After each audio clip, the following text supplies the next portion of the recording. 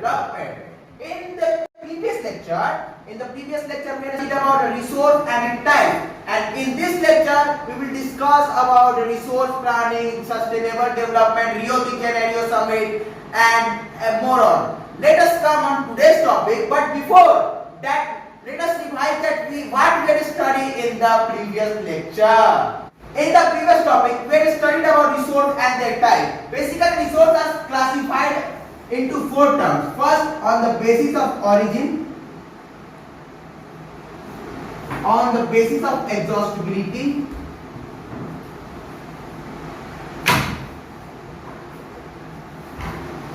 on the basis of ownership, on the basis of status of development.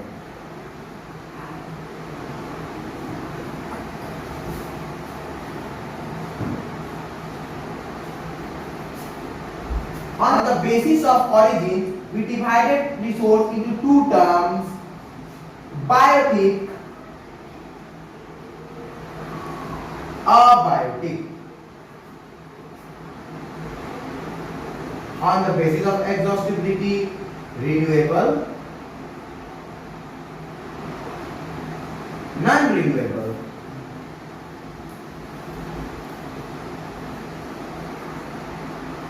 On the basis of ownership, individual,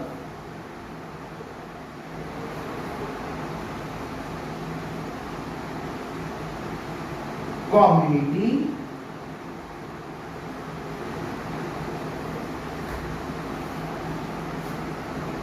national, international.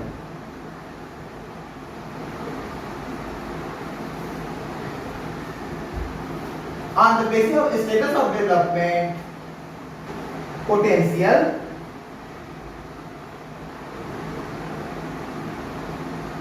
develop,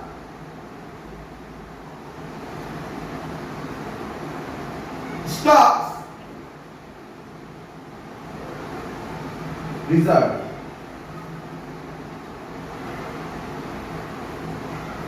So this was the quick revise what we had studied in our previous lecture. So let's move on to next lecture, sustainable development. First, I want to read the lines which is given in NCERT. The lines are: sustainable economical development means development should not damage the environment, and the development in the present should not compromise with the needs of the future. Let's understand with the diagram. Sustainable development, sustainable economical development.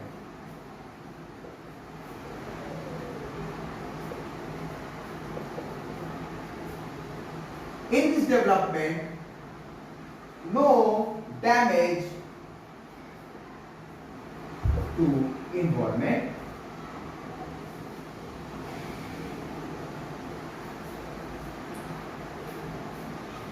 and development in present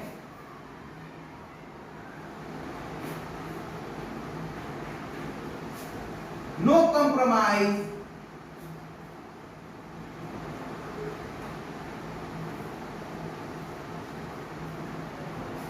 with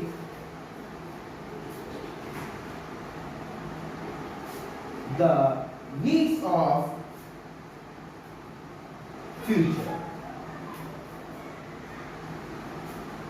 इसको अगर आसान भाषा में समझे तो ये economical development होता है जिससे कि इन्वायरमेंट को कोई डैमेज नहीं होता, और ये डेवलपमेंट जो होता है प्रेजेंट में होता है कि हमारा जो फ्यूचर का नीड्स है, फ्यूचर का नीड है वो कॉम्प्रोमाइज ना हो, कॉम्प्रोमाइज ना करना पड़े हमारे फ्यूचर को उनका रिसोर्स से, और उसका जो उसको फायदा मिलेगा उससे उनको कोई दिक्कत ना हो। इसीलिए डेवलपमेंट जो होता है प्रेजेंट में ऐसा होता है कि फ्यूचर को कोई कॉम्प्रोमाइज ना करना पड़े।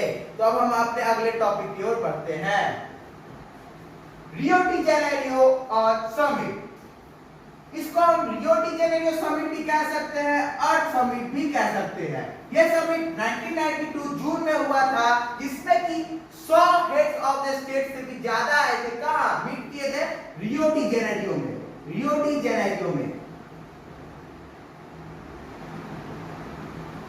डी जेनेरियो कहां है? ये है ब्राजील में।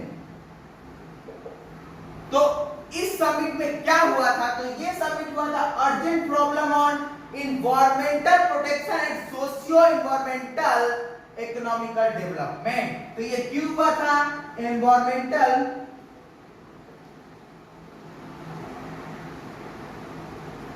Protect and socio development economic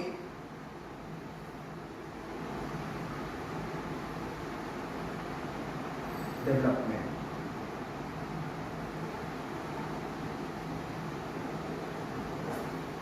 तो इस समिट में जो हेड आए थे, लीडर आए थे, उन्होंने एक डिक्लेरेशन साइन किया था जिसको क्या हम कहते हैं? Declaration on global climatic change and biological diversity. देखिए ये याद करना बहुत जरूरी है, ये एग्जाम में पूछा जा सकता है कि वो डिक्लेरेशन क्या था। तो डिक्लेरेशन का मैंने आपको नाम बताया, declaration on global climate change and biological diversity. इस लियो कन्वर्जन में ग्लोबल फॉरेस्ट प्रिंसिपल बने थे और एजेंडा 21 को अडॉप्ट किया गया था। For what? For achieving the sustainable development goal in 21st century. तो हमने क्या पढ़ा मैं एक बार बता देता हूं। रियो डी जेनेरियो समिट कहें या अर्थ समिट भी इसको कह सकते हैं,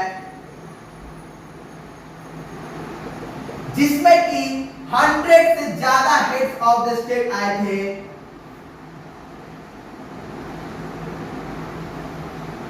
ये कहां हुआ था? तो रियो डी जेनेरियो में हुआ था, ब्राजील का जो एक शहर है। ये क्यों हुआ था? कि environmental protect and socio economic development के लिए हुआ था, ग्लोबल लेवल पे हुआ था, याद रखिएगा।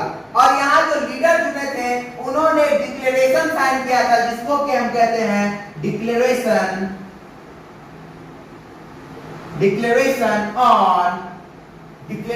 On global climatic change.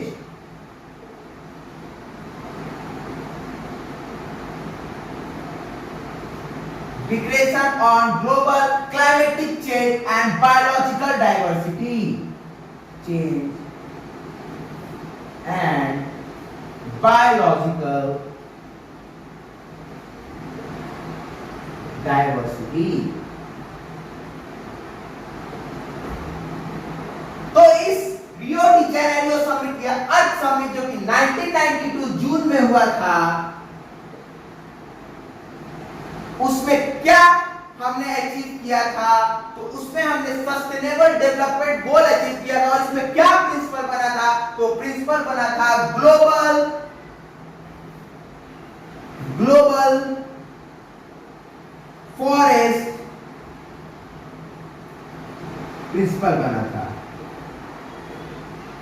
और इसमें एजेंडा 2021 को भी हमने अडॉप्ट किया था। किसको किया था? एजेंडा 21 को, जो कि 21st सेंचुरी तक स्टार्ट हो जाने वाला था। तो अब हम आगे बढ़ते हैं। Agenda 21, it is the declaration sign by the world leader in 1992। हमने एजेंडा 21 के बारे में पिछले रियो डी जेनेरियो समिट में पढ़ा था कि ये जो जून 1992 में हुआ था, ये अडॉप्ट किया गया था उस समिट में। पर अब हम समझते हैं व्हाट इज एजेंडा 21। ये डिक्लेरेशन है मेरे दोस्त, ये एक डिक्लेरेशन जो था वर्ल्ड लीडर द्वारा लिया गया था 1992 में United nation conference on environment and development, जिसको हम कह सकते हैं UNCED। याद रखिएगा इसका full form, United nation conference on environment and development. ये फुल फॉर्म एग्जाम में पूछा जा सकता है। अब समझते हैं एजेंडा 21 था क्या। तो ये डिक्लेरेशन था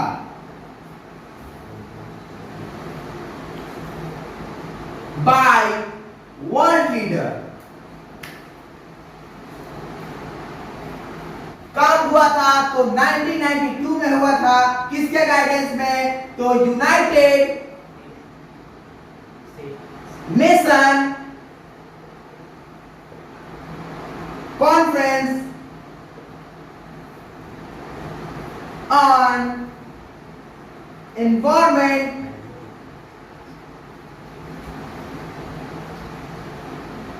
and development.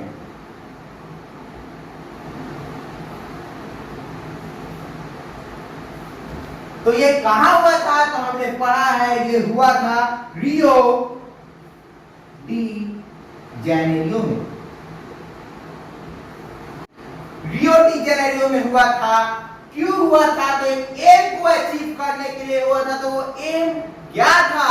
वो एम था ग्लोबल सस्टेनेबल डेवलपमेंट।